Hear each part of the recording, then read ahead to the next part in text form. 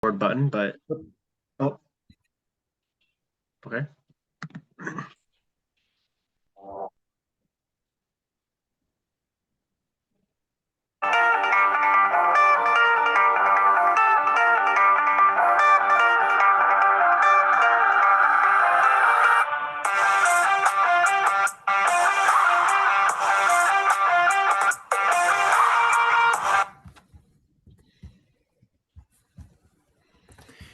Welcome into a fourth episode of Backyard Brothers.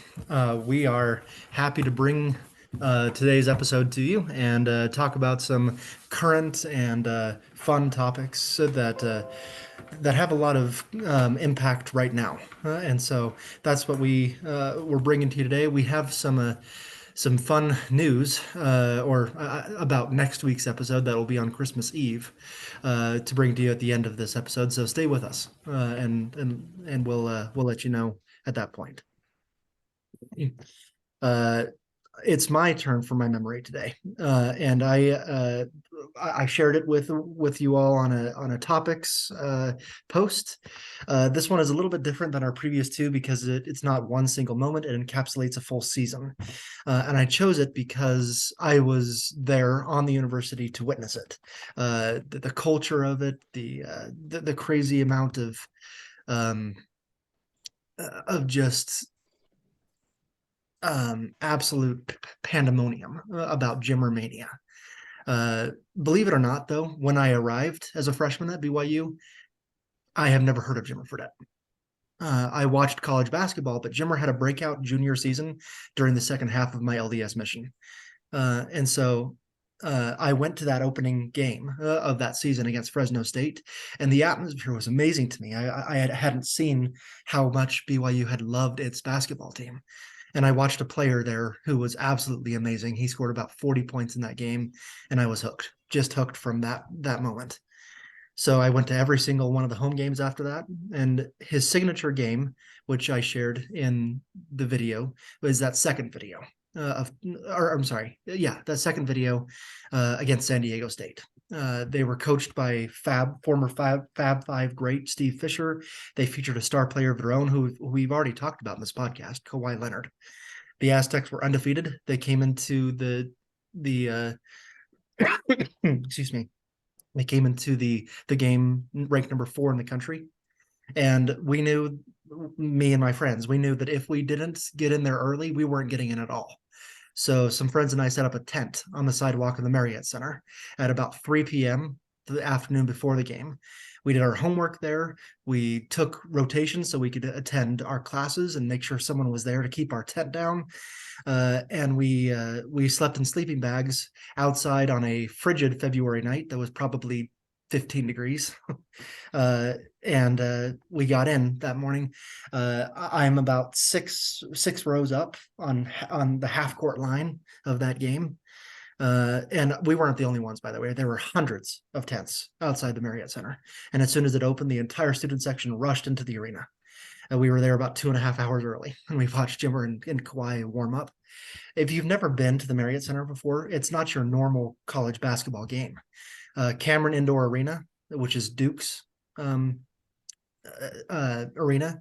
It's one of the toughest places to play. Holds a little over 9,000 seats. The Marriott Center holds 25,000. It's a giant stadium. And so obviously BYU won that game, and I was one of the thousands of students to rush the court that day. As we celebrated that win over a previously undefeated San Diego State team, which we beat again on the road later that season. And giving San Diego State their only 2 losses of the season, by the way.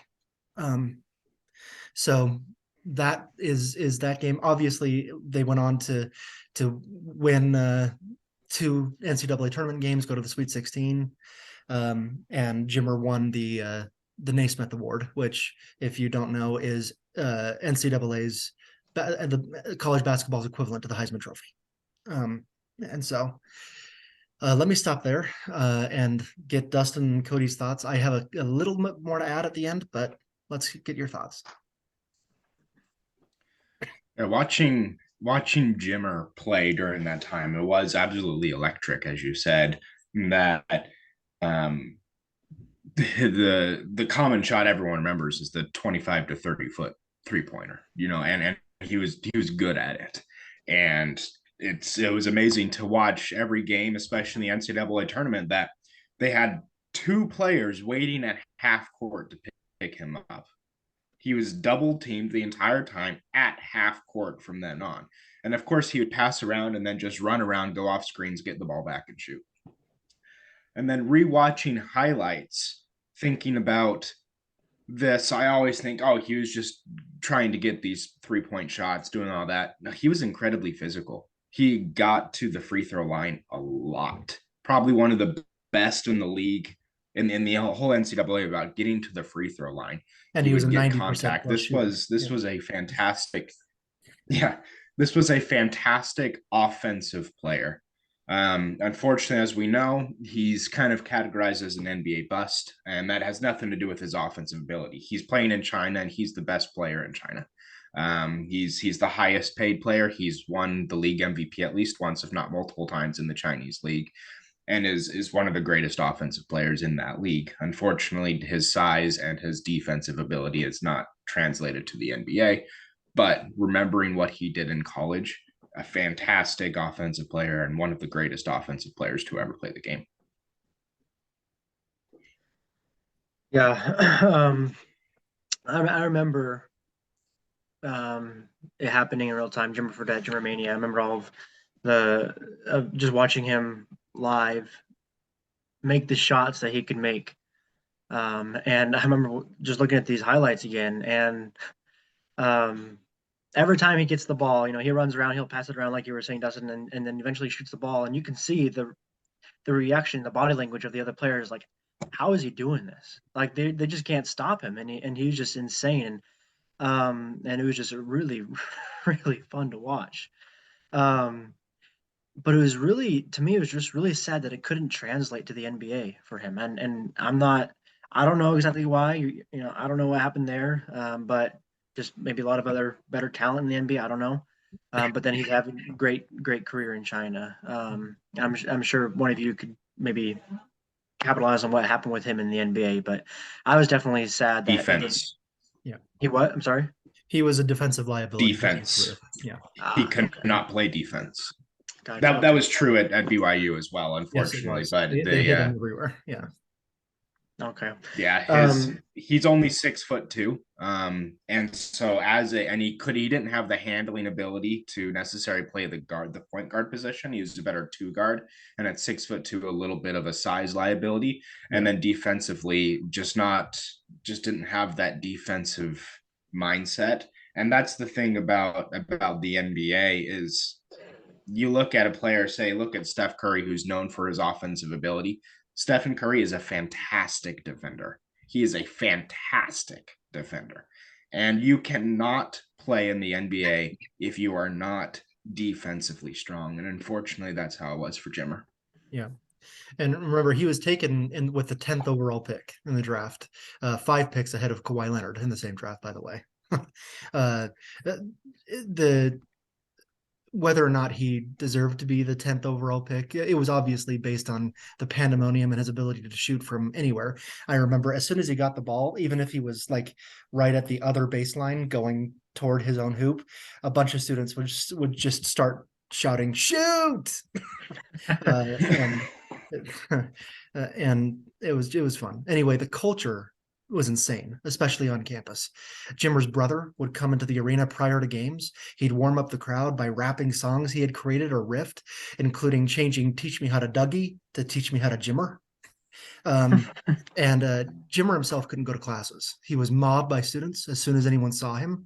An entire thread of Facebook went viral when a female student said that the students at BYU were engaging in idol worship with Jimmer, which everyone else took a step further and leaned straight into it. It was hilarious.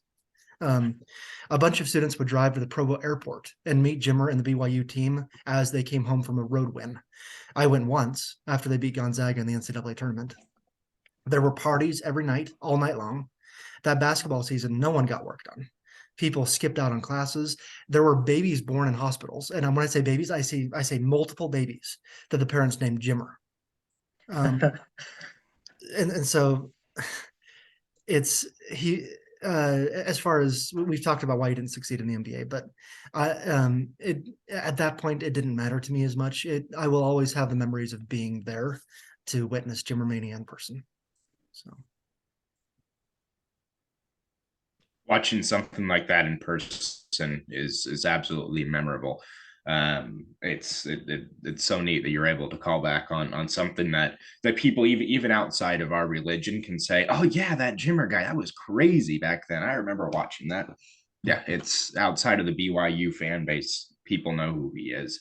And so that culture of the NCAA, I'm glad you got to witness that firsthand and be a part of it and even be a sports writer during that time. not yet. I was a sports writer the year after that, so Oh, I okay. was just a fan. So yeah. All right, let's move on into our topics for today. Last week we got a little bit of the way through one of the topics, but we wanted to finish it off, and that is talking about these aging megastars and how their performance in whether it's football, basketball, baseball is if that hurts their legacy. And let's talk about other players that fantastic players, Hall of Famers that never won a championship and talk about that. I'm going to lean into basketball a little bit since that's more of where I live. But I think about some of the great Hall of Famers. We can talk about Karl Malone, John Stockton, Charles Barkley, Reggie Miller, Steve Nash, Allen Iverson, who never won a championship. Didn't Steve Nash And win does one? that I Steve thought Nash I thought never won a Steve Nash championship? won one with the Lakers at the very end of his career, but maybe not. Okay. No, that was with him, Dwight Howard, and Kobe Bryant, and that was the year that it Okay. just kind of flopped. Okay. No, Steve Nash never won one. So does winning a championship cement a legacy higher than that of a player who did not win a championship? Um, if you're watching TNT, Shaquille O'Neal would say absolutely, and Charles Barkley would not, and they every time that they get in an argument, Shaquille O'Neal says four championships, and I think about the player, and I know that from my perspective, championships are a team accolade. It is a team championship. It is the Golden State Warriors are the NBA championship. Are the NBA champions. Whereas individual player, that's an MVP award or a first NBA All Team accolade, an All Star accolade. Those are individual accolades, and that's why players are inducted into the Hall of Fame and not in teams. And so that's why players like Charles Barkley, Karl Malone, Reggie Miller, Steve Nash, Allen Iverson all belong in the Hall of Fame because they're fantastic players. I want to get any response from you on that. Yeah, for me, so I echo everything you say, Dustin. I think that the players, so a team is what makes the team win a championship, but the players are on the team, and there's certain players that no matter what, if they're winning a championship or not, their legacy is going to be remembered forever because of what they've done. And a couple of people I want to mention is Dan Marino and Barry Sanders. Mhm. And I don't think just the fact that they haven't won a championship doesn't mean that they're not going to be remembered as well as I mean, Aaron Rodgers in the future or Tom Brady in the future, things like that. Although Tom Brady, of course, will be remembered better. He's has 7 championships. I mean, that's a legacy no one else can ever duplicate. But people still talk about Barry Sanders. People still talk about Dan Marino. People still talk about Megatron. All these people, and it's because of what they were able to do and how they were able to stand out, how they were able to form their legacy, whether or not it included a ring or a trophy.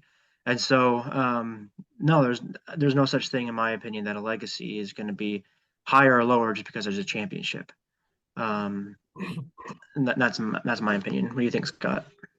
Yes, I absolutely agree. And you've mentioned all the ones that I would mention. If I could just go into baseball real quick as well, there's also I think the one that sparked this conversation in the very beginning was Bryce Harper losing the World Series this last year, but also way back when Cal Ripken Jr., for example, never won a World Series. The fact that they didn't win, it doesn't do anything to their legacy. I don't believe at all. They're still all-time great players. I've never bought into the legacy question just because they hadn't won a ring. And I lost all respect for Kevin Durant. I think I said that last week when he chased a legacy at the expense of his, or chased a ring at the expense of his legacy, in my opinion. I think there's a difference in some players' quest for championships. Kevin Durant wanted to win a championship for Kevin Durant. I truly believe that guys like Stephen Curry and Klay Thompson wanted to win a championship for the Golden State Warriors. And that's what's so different about some of these legacies. And it helps when you're homegrown in that area. But so yeah, I think it's important to recognize that no, a championship doesn't mean you're better than someone without one.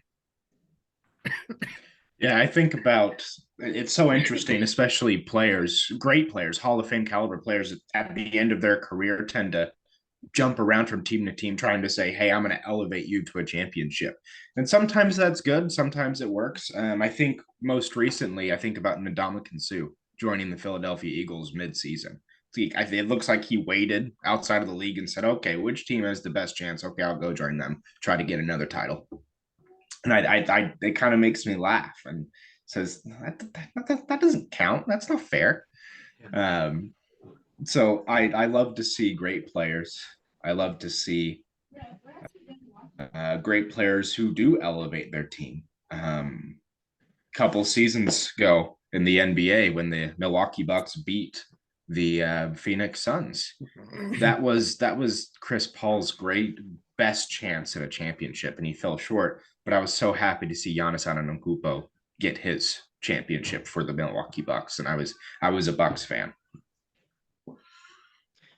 Yeah, and that just makes me think a little bit about kind of the same area of thought, but those players who have won championships but now are what's going on with them? Like Russell Wilson, what's going on with, is their legacy going to be different now? I don't know. Or is same with is it possible for Aaron Rodgers' legacy to change anything that it has just because he's having one season that's he just doesn't have any receivers, things like that. I just wonder, like, people like that, is their legacy going to change just because of their downfall, I guess you could say, of their playing. I don't know, but someone I wanted to talk about a little bit, we need to talk about Mike Leach. Wonderful coach, and rest his soul. He passed away. It was 61 years old on last Monday, I believe it was, last week sometime. And I just wanted to introduce a little bit of background about Mike Leach, and then I'll have Dustin and Scott talk a little bit about him, and I'll see if I can finish anything off about him. But so he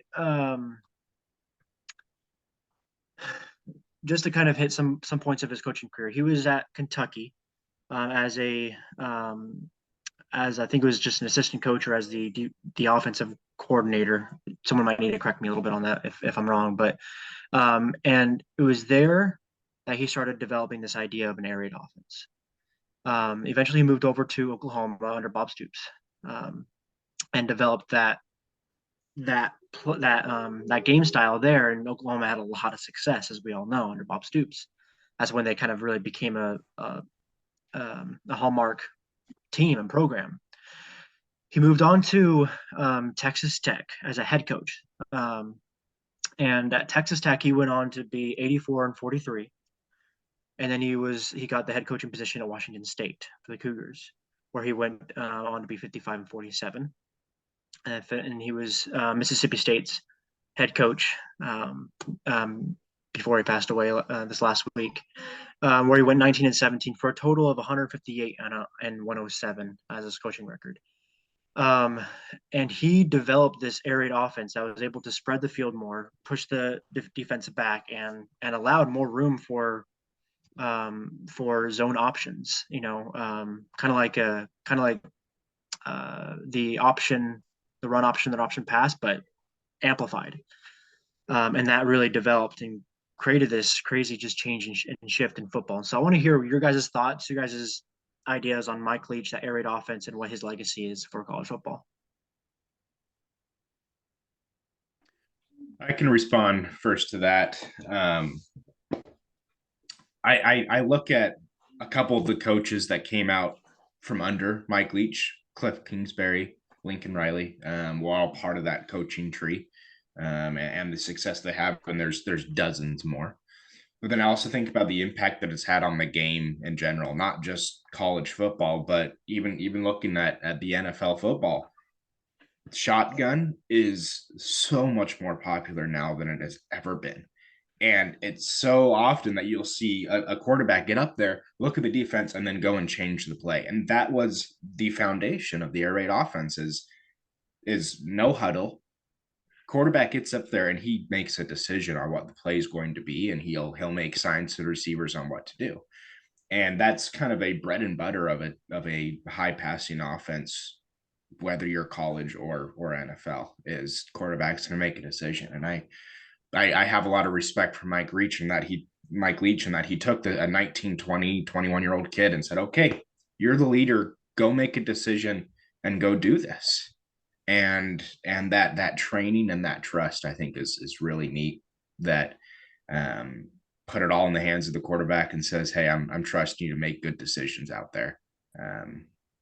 I like that, and I respect that a lot. It's scary, but I respect it. Yeah, and you said this 19, 20, 21-year-old kid. It didn't matter who played quarterback, really. I mean, I remember my biggest memories were from Texas Tech when he coached at Texas Tech.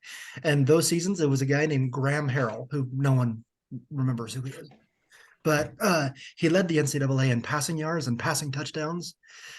He was drafted all because of it, but he flamed out in the NFL. But he would routinely throw for 500 yards in a game.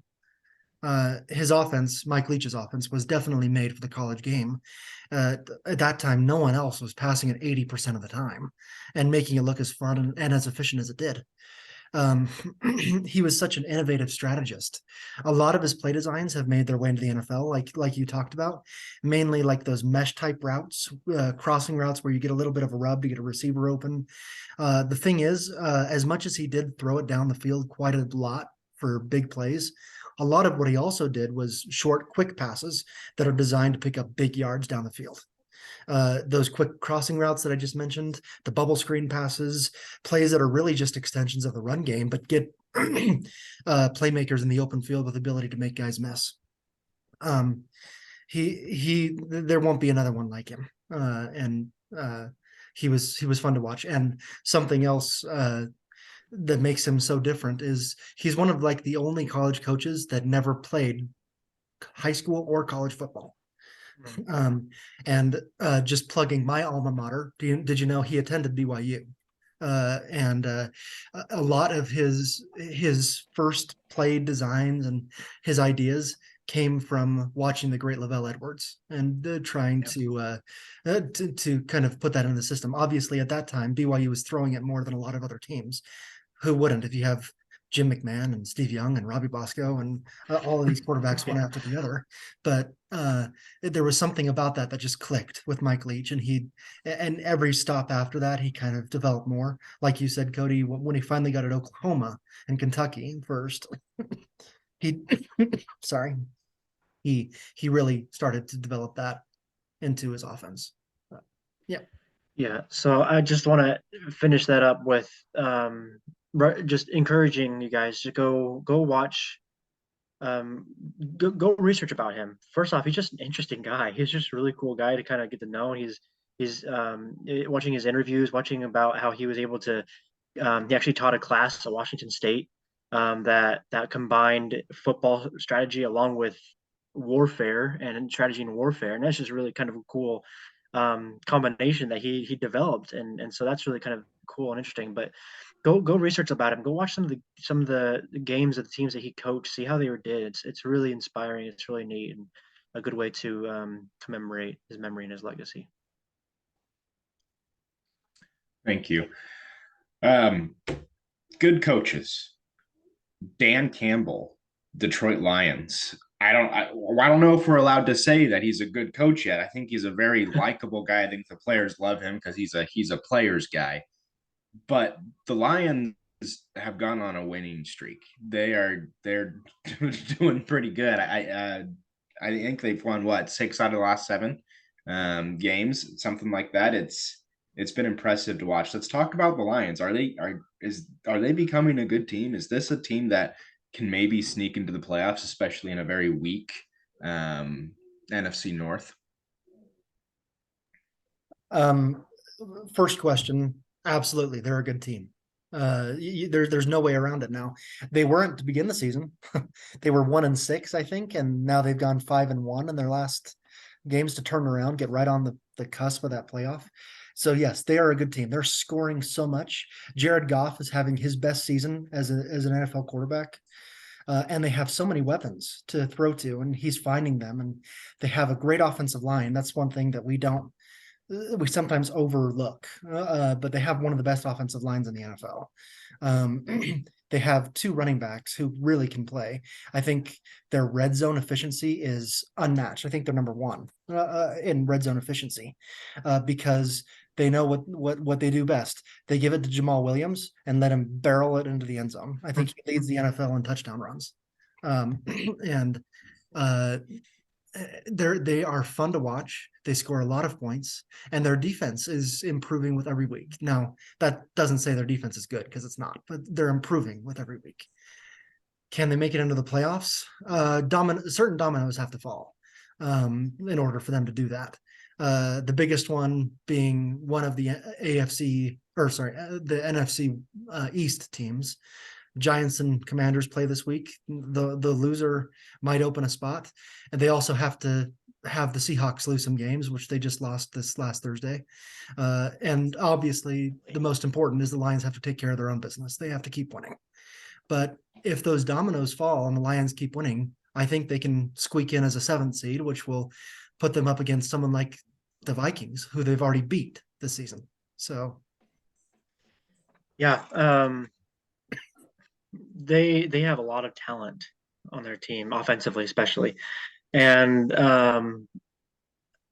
I think I really like Dan Campbell as a coach. He's a really cool coach. He's really good, and he's just um, his idea is just great. Get out there and get it done. I don't care if you break something while you're at it.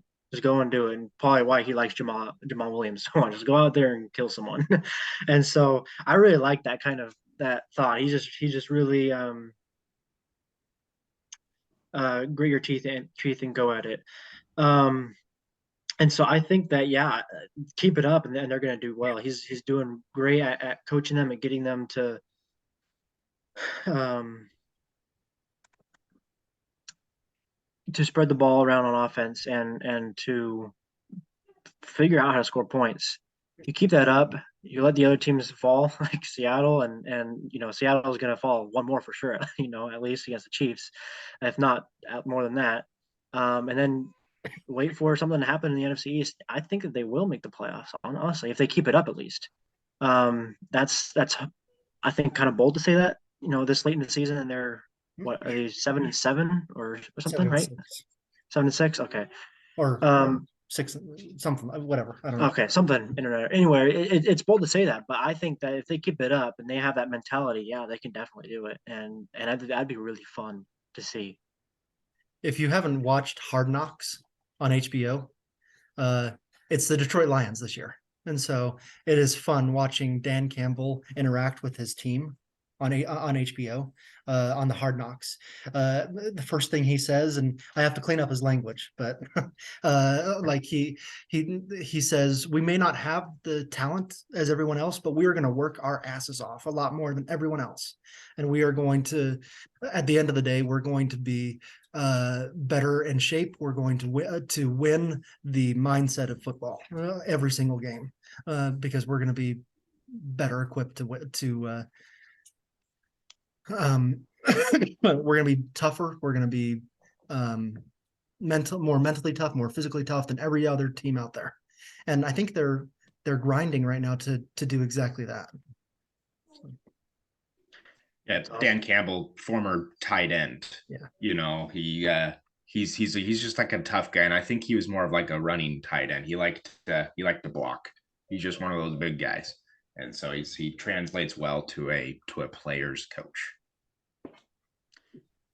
So, talking about coaches, we're going to go ahead and transition to our last topic today. This is something that I've been interested about, but Deion Sanders, NFL legend, and I mean also just a cool point, only player to have played in the Super Bowl as well as the World Series, and to hit a home run and get an interception in the same week. So that's just kind of a interesting thought. But Deion Sanders is the coach, hired at University of Colorado. I guess what can we expect from Colorado from Deion Sanders? Is this something that we can take seriously? Is Colorado going to be, go into contention again? Into contention again? What are your guys' thoughts about that? Will they be contenders? Sorry. My initial thought is not immediately. There has to be recruiting taking place and a change of culture, because University of Colorado hasn't been good at football in, what is it, like 300 years? So I'm kidding. They actually won the championship in 1990, I believe. But since then, I think they won their division in the Pac-12 maybe a few years ago. But anyway, it takes a lot to overturn a program. But Deion entered Jackson State, where he was the last couple of years. Jackson State was already the best team in FCS football, and he took over and he brought a lot of other players on, and he brought a lot of coaching swagger. I mean, I don't think anyone has a bigger attitude than Deion Sanders, and so I think he's going to make a good culture shift. But I'm not sure it's going to translate, at least immediately, to contention and to wins. But I think if they stick with him, it certainly can, because he can bring a culture that can make a team really want to compete. And I think that's what he's going to do.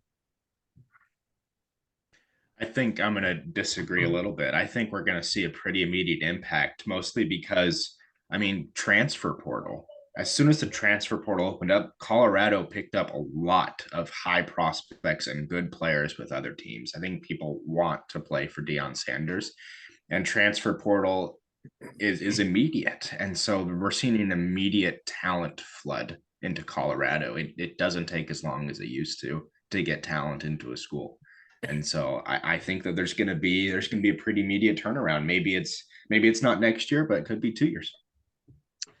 Yeah, I agree with you. And about that, one of the transfers coming in is Travis Hunter from Jackson State. I think it was the number one defensive back out of the in the country, who chose obviously to play for Deion Sanders. Why not? If you're going to be a cornerback, why not be coached by the best cornerback to ever play the game?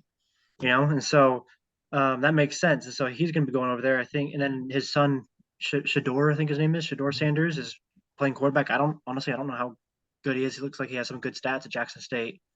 But my question is coaching at the FCS level different than the FBS level? And I think it is. And I don't know if he's going to translate very well.